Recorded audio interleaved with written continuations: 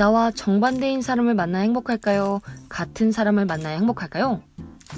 저는 지금 성격만을 말하는 것이 아닙니다.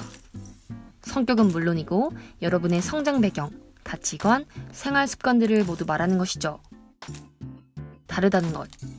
이것은 큰 흥미를 줄 수 있습니다. 내가 경험하지 못한 것들을 상대를 통해서 느껴볼 수 있으니까요. 그런데요, 심리학자 웨버에 따르면 정반대의 사람끼리 연애하는 것은 서로의 행복에 도움이 되지 않는다고 합니다.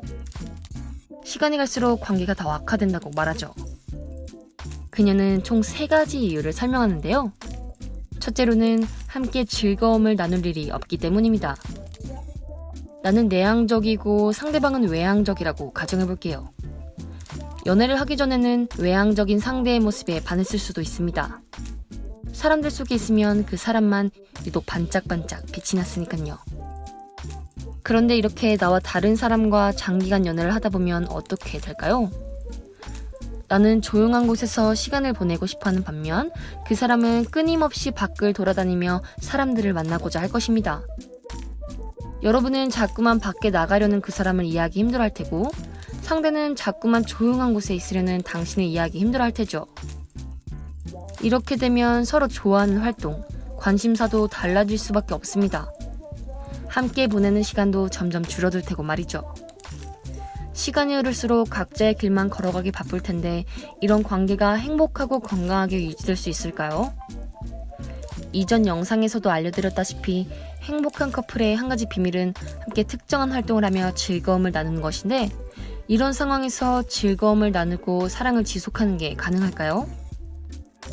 두 번째로 정반대의 사람끼리 연애하는 것이 도움이 되지 않는 이유는 당신의 자존감이 낮아질 수도 있기 때문입니다. 서로의 다른 점으로 인해 자꾸 갈등이 생기다 보면 당신은 왜 우리가 가까워질 수 없는지, 왜 맞지 않는지에 대해 자꾸 합리화하고 설명하려고 하게 될 겁니다. 마치 맞지 않는 퍼즐 조각들을 여러 가지 이유를 대며 억지로 끼우려 하는 것처럼 말이죠. 그렇게 되면 스스로를 비난하게 되고 잘못된 점을 찾으려고 하죠.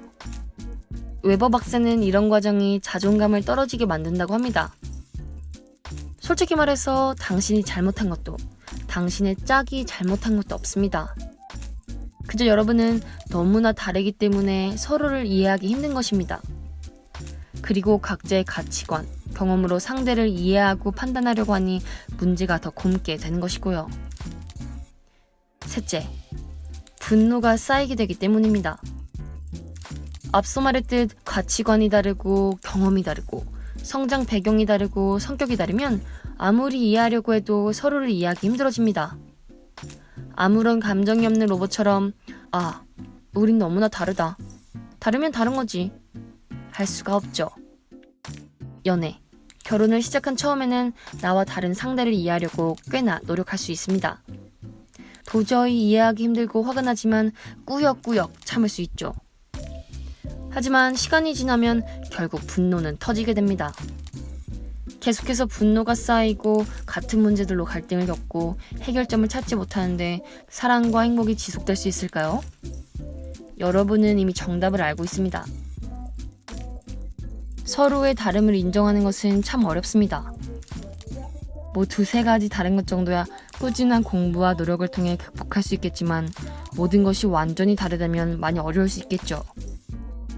나와 정반대인 사람을 만나면 무조건 불행해진다는 말은 아닙니다. 세상에 무조건이라는 것은 없으니까요. 그저 좀 더 힘들 수도 있다는 것을 알려드리는 것입니다. 저는 여러분이 오늘 이 영상을 통해 자신의 과거 연애에 더 잘 이해하게 되기를, 그리고 여러분 스스로와 여러분 짝에 대해 더 깊이 이해할 수 있기를 바랍니다. 오늘 주제와 관련된 여러분의 의견, 아이디어가 있다면 언제든 댓글 남겨주세요. 저는 멋진 사랑을 꿈꾸는 여러분들 위해 더 좋은 정보를 들고 찾아오겠습니다. 여러분, 잊지 마세요. 사랑도 공부가 필요합니다.